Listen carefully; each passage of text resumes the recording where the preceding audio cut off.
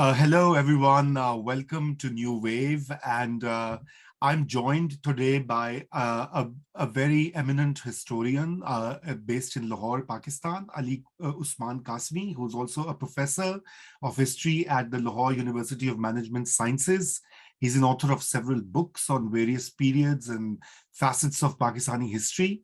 And the reason that I'm talking to Ali today is to explore the current imbroglio or standoff in Pakistan between various state institutions, and the way the entire Pakistani community at home and overseas is watching events not just unfold but unravel. So, and I want to explore with Ali if this moment is anything new, or is it a repetition of the historical trends and cycles that Pakistan has witnessed? Because one of the words, Ali, welcome first. Thank you for the time. You must have seen a lot of commentary saying unprecedented. This is unprecedented. This is, I mean, how far is this crisis unprecedented? I think that should be our starting point, because I mean, I'm personally divided about it. I think it is also repetitive in many ways, but there's also a new dynamic at work. So maybe I'll ask you to elaborate this further. Thank you, Raza, so much for having me on your show. I would say it's to some extent, yes, we have seen these incredible outbursts of energy, mobilizations from all over the country, like people, how they have organized historically for their rights. And especially recognizing military as a power center which has ruled Pakistan, dominated Pakistan through its infrastructure of fear, domination, violence. And there have been various attempts at trying to sort of like dislodge that or reconstruct that power structure. But in many ways, I think this is a truly exceptional moment, what's happening in Pakistan. And it's maybe only comparable to the extent the crisis is only comparable to what happened in 1970, 71, and I'll come to that. Because right now, the kind of support, broad-based support that Imran Khan enjoys is unprecedented. I do not think that there has been any political leader in Pakistan who has enjoyed so much support from a cross-section based on class, sect, religion, gender, like from all classes. I mean, one can debate as to why and how he has been able to garner this kind of support. And that's, I'm personally interested in talking about it. But one has to recognize the support that he has, so it will be unfair to sort of like dismiss that. One can disagree with the political motives and the agendas with which people are using political violence as a strategy, but you cannot deny that this is a truly exceptional moment, because the way military has been targeted, especially coming from central Punjab, from the heart of Pakistani establishment, from Lahore, where 100-1,500 people, again, not just working class, not just like political workers, ordinary citizens, stormed the corps commander house in Lahore, ransacked it, burnt it down, looted it, while the corps commander and his family were still inside. And that forced the military to make a retreat in a way. And this is reflected in the subsequent developments which have taken place, where Supreme Court was forced to give relief to Imran Khan, and he's now out on bail. Now, the reason I compare it with 1970-71 is because Sheikh Mujeeb Ur Rehman was able to garner, maybe a much bigger kind of a support. That's a different kind of a context altogether, a different kind of a history altogether. But what I'm trying to say is that the military, for the first time since 1970-71, is faced with a popular revolt sort of a situation, where a very large majority is siding with a person that the military is unable to control, right? So there is no political encounter that can happen which can, at least in this moment, defeat Imran Khan. And so the only way they can overcome this challenge is through brute force. And this is what they did back in 1771 as well, where it was impossible to politically encounter Sheikh Mujeeb Ur Rehman. It was only through brutal force and violence that that problem could be quote unquote solved, right? So in that sense, I think it's there is a precedent, And but it's unprecedented.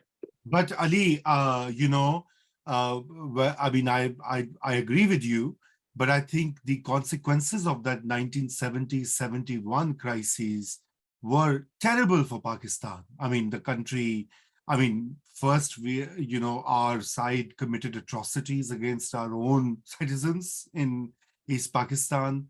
The country broke into two. It was a big national defeat. So, I mean, so I'm a little hesitant in taking this forward, but I mean, what could be the outcome of this particular crisis if brute force is further used? I mean, I think that, perhaps there's a rethink going on, because that possibility of brute force is now being sort of guarded or might be prevented by the judges that seem to be giving relief to Imran Khan and sort of trying to take stock of his ground support and not create more of a crisis for the state.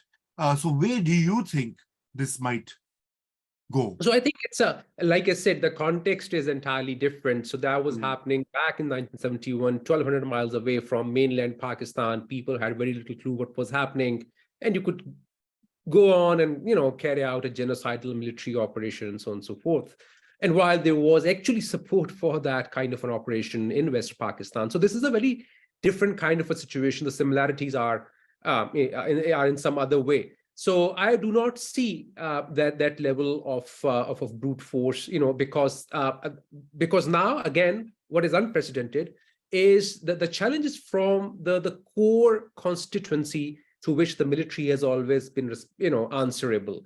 They could have used that kind of force, and they have used that kind of force in the past against Baloch, against Muhajirs, against Sindhis, against Pashtuns, but this cannot happen in central Punjab. It cannot be, and that's perhaps one of the reasons why there was very little kind of action taken when protesters stormed the GHQ and the Corps Commander House in Lahore.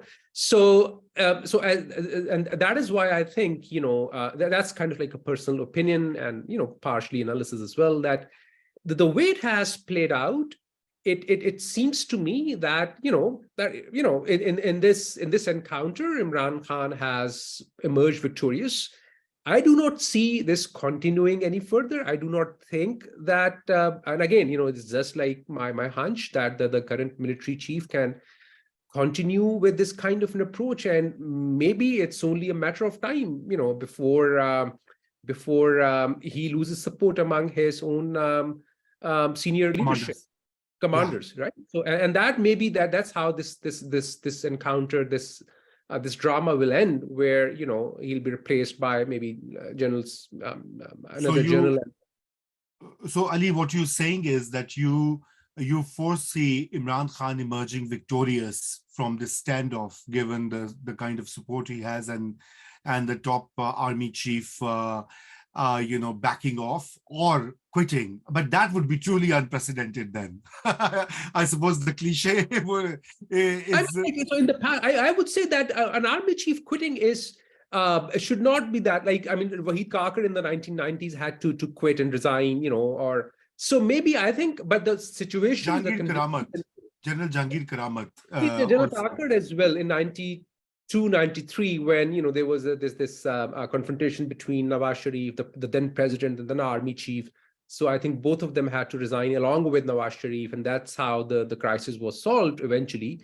So I mean, it's not the quitting, but it's the compulsion, the force behind that quitting, which is very important. So I think that's in a way, maybe, I mean, I would say that frankly, I do believe, and maybe that's like kind of an unpopular opinion among certain liberal academic circles as well, but that's a more peaceful kind of an end to this drama, and calling elections, which in any case should have happened, within 90 days. But now that in this encounter, Imran Khan has successfully shown that he's hugely popular. He has popular support base, and his workers are, and his support base is willing to use political violence, go to any extent, and the military will not be able to bear the pressure of that the kind of cost which is required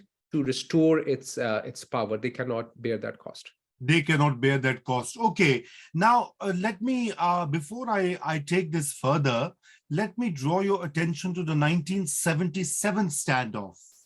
So I know that was a totally different case. I mean, so I'm not trying to, compare apples to oranges, but, there was a political deadlock of sorts. Earlier, what we saw that, basically what you had is that Mr. Bhutto, who was in power then, the populist politician, I mean, Imran Khan 1.0, and versus the rest of the parties.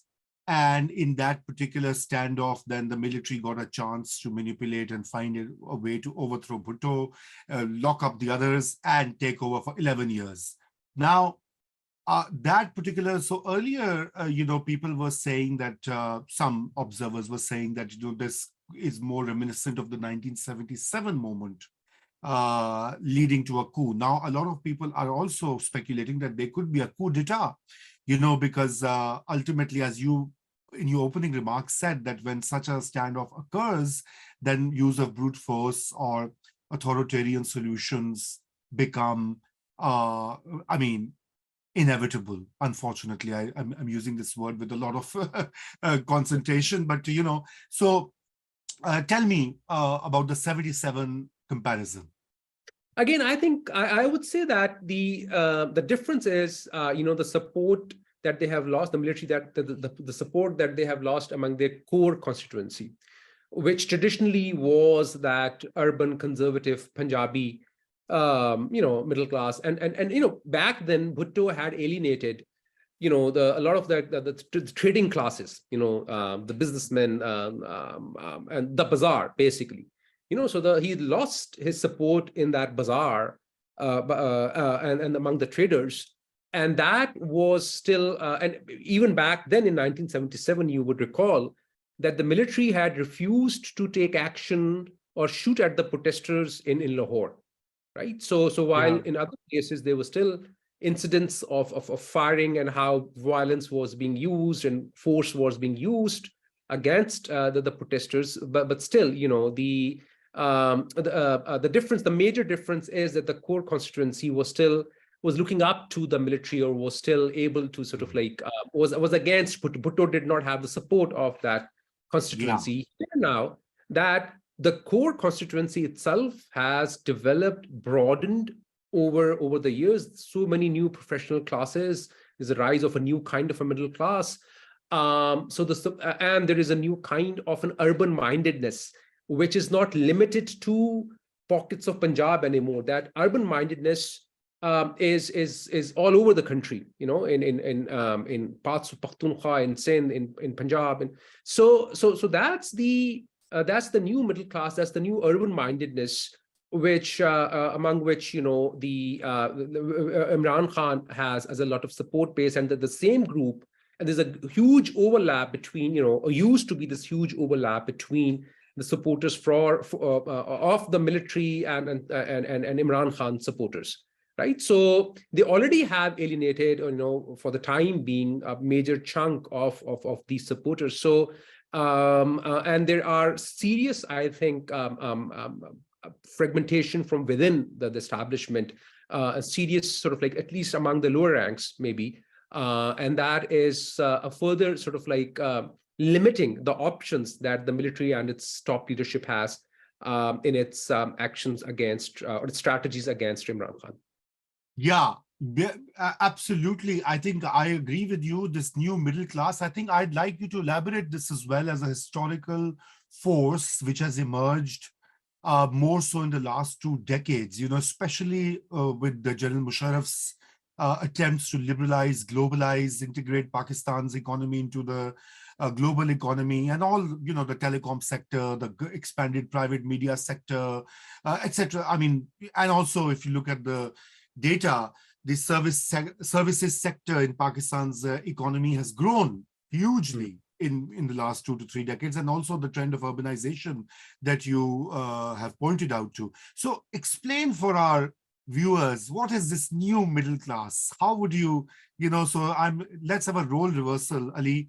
In less than 100 words, define what this new middle class is. I think And you have I'll grade already you. done that beautifully. You have already summed up, that there is the traditional kind of service industry that used to exist in Pakistan. It was transformed in the 1990s in the era of liberalization.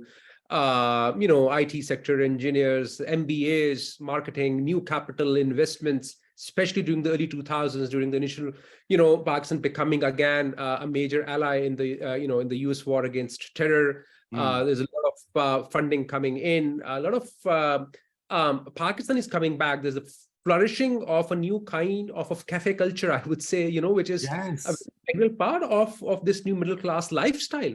Malls, shopping malls, brands, consumption. And I am more interested in the sociality of that middle class, with a belief in individualism, a sense of their own destiny, meritocracy, this distaste for dynastic politics, what they viewed as, which is holding Pakistan back, nepotism, corruption. So there was there was a genuine kind of alienation from the prevalent kind of politics. Now that's a separate debate altogether. Yes.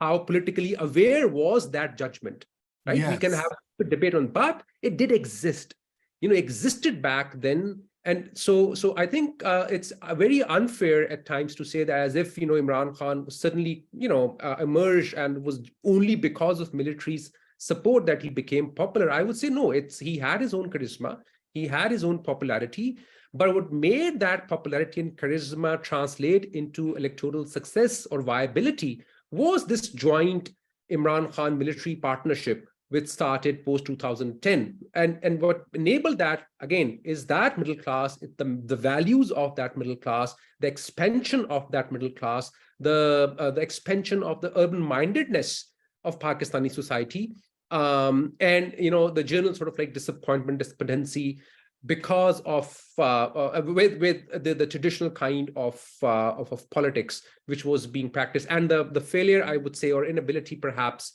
of the established political parties to wake up to the new reality of a new Pakistan, which had emerged, and they still, in fact, they were still stuck in that kind of mode of politics. They still are, in fact, not being able to transform them radically to cope up with the changes which have taken place. I think you absolutely have highlighted a very kind of a different perception and, the shifting dynamics of Pakistani society and the polity as a whole. But I would stop you here for a moment. We know that the populist moment is a global moment. And there's a lot of organic traction for that. Trump, where I am, Trump is likely to win the next election. I mean, there is no, unless there's a radical, some new candidate who comes in, he's on that path. We have seen Erdogan in Turkey. Look at his rallies. We see Modi in India. We see Orban in Hungary. Et cetera, et cetera. There's a long list. But the key distinctive a feature of Pakistan's populist movement is that it's also a state project. So while there is an organic support from this new middle class, the service sector, the aspirational, the anti-dynastic sentiment, all the things that you list, but there's also an imposition from the above. So as a historian, you were talking about what I would call the middle class subaltern reality. So I'm talking about the post-colonial engineering, because this engineering has been a certain, it's a reality for 75 years, right from 1947, 48, after Jinnah. This is a first the bureaucrats, then the generals. They've always tried to push this prime minister, this party, that party. So here the two dynamics, I think that we cannot easily absolve the Pakistani state, in particular the military intelligence complex and their junior partner, the superior judiciary, from this particular, projection of a populist messiah. And I'm sorry, it's meant to be your interview, but I'm just trying to frame my question. This populist messiah, this savior, a clean image. So in a way, his myth-making, which is also inherent to our nationhood, even the way we imagine ourselves, who we are, Pakistanis, and what is Pakistan, the history, the 1,000-year-old Muslim rule, it's all myth-making. And so Imran's savior myth is also a creation, a project. So, yes. I would like to comment, your comment on that. Is this going to be a rupture? General Asim Munir quits or stays. These are little footnotes in our history. What is more important is the post-colonial state structures dominated by the military as a hegemon are going to change course after this moment? Are they going to be weakened? Okay, so if these are very, very important questions, they're two different questions, and I would like to answer both of them, as to what the decline, if it's going to be a decline of the military or as an institution, whatever. And the myth-making part, I think it's very important, and I have repeatedly talked about that there is, as for our Insafi friends or Imran Khan supporters are concerned, they think, it's a purely organic struggle. There was no Imran project, there was no collaboration with the state. In fact, some of them think that, in fact, if there was any project, it was to downsize Imran Khan, and that if there was any election engineering, it was against Imran Khan in 2018. But that I do not buy. If you want to believe in that narrative, good for you. No.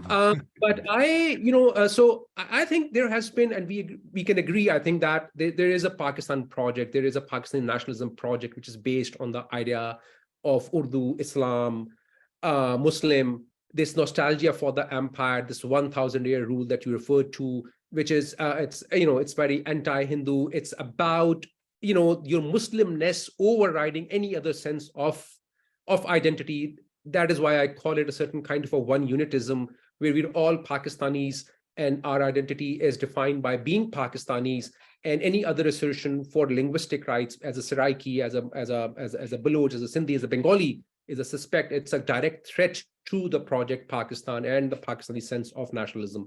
And over the years, there has been this kind of sense of sovereign impotence vis-a-vis US. Like, you depend on the US strategically for arms, and it's your main trading partner and the main, the country which with which Pakistan has historical relationship for aid and other purposes. So there is these combined factors, and the way the Pakistani state then has constructed this, this project was always about that messiah, a messiah that will be able to free us from the US hegemony, that we will no longer be slaves, that we will be able to revive Muslim glory, that we will be able to unite the Muslim world, that we will be able to find our rightful place in the world that has been denied to us because we have had incompetent, corrupt dynastic rulers, and that all of this can happen if there is one true, honest leader. So part of it is myth making. Part of it, the military has historically used to discredit democracy, politics, in the name of accusing them of corruption and dynastic and this and that, without people realizing like what role the military itself has played to promote the same people and to disrupt political process. Anyway, so this is the project, this is the aspiration, and all these aspirations, all these fears, all these anxieties, all these Superman complexes, they all come together and embodied in one person, which I refer to as the moral sovereign, which is Imran Khan. So Imran Khan right now is above everything else, is above law, above politics, above state. he single-handedly now embodies the national aspiration for all these things that I have listed. So that is why the reaction that you see towards of ordinary citizens, of elderly people, of people on wheelchairs, of very domestic, My family members, I'll tell you, my extended family members. so there is a reason why, there is, because the body is so diverse kinds of like aspiration, anxieties, fears, emotions, and that has happened as part of that collaboration which took place, because the Pakistani military, this is my assessment, this is my analysis, and people can disagree, because the military wanted, the popular charisma always wanted for its project to be very successful and to have far-reaching influence, to be combined with, to be backed with, or to be led by the popular charisma of a democratically elected leader. And Imran Khan provided that kind of leadership, filled that role, and so that moral sovereign, that is combining all these different features. So he's become larger than life figure. He became larger than the state itself, larger than the military itself, and hence he became the embodiment of that entire Pakistani project of Pakistani nationalism, which combines all these features. So, I mean, you just look at what he has been able to do. I mean, over the last 5 years, 4 years, people overlook some of his very dramatic achievements, features, performances. And for instance, I think that for me personally, his speech that he made at the UN in 2019 is a groundbreaking moment, because it resonated with not just with people in Pakistan, but like globally, because that kind of speech, picking up on Islamophobia, picking up on, so this kind of pan-Islamist politics, no one was doing that, right? So Imran Khan realized the potential of that. And my understanding is that, he is much of what he's doing, whether it's for the sovereign Pakistan, absolutely not, or whatever, he's saying, he's doing it for his personal glory, for his personal politics, rather than, doing it strategically for keeping in mind Pakistani interests. That's my reading. That's my critique. I mean, and that's why I do not support his politics, because I mean, otherwise, if I thought he was genuinely a critic of the empire or American interference, or, was working towards the third world solidarity bloc of Muslim world, I mean, obviously, we would support him. But, my personal reading is, or understanding is, that he is doing it for his personal glory, and they use that to mobilize, to stir up a kind of a hysterical response or a popularity for himself at the expense of very, very serious consequences for the Pakistani state. The second part, and I'll be brief, that's the dangerous part, where I think that if this storming of the core commander, or this submission of the military, had led to an institutionalized role of the military, strengthening the democracy, that would have been an incredible achievement. But what I fear is that, it has led to a situation where it's going to be a personal subordination and loyalty of the military towards Imran Khan, right? So that's even more dangerous, because Imran Khan's politics, it's not political anymore. It is a very Schmittian notion of a distinction between a friend and a foe. He's not political anymore. As a moral sovereign, it is as a battle of choosing between good and bad. It's a moral battle. It's not a political battle. He does not recognize anyone as his political opponent. He recognizes all of them as enemies, as traitors, as corrupt, as immoral. So this is incredibly dangerous for Pakistan, for Pakistani democracy, because this is not political, this is not institutionalized march towards democracy. It's a personalized notion of power, which he has amassed as a moral sovereign. Really, really interesting. And let me also, let's wrap it up. I mean, my last point is linked to what you just said.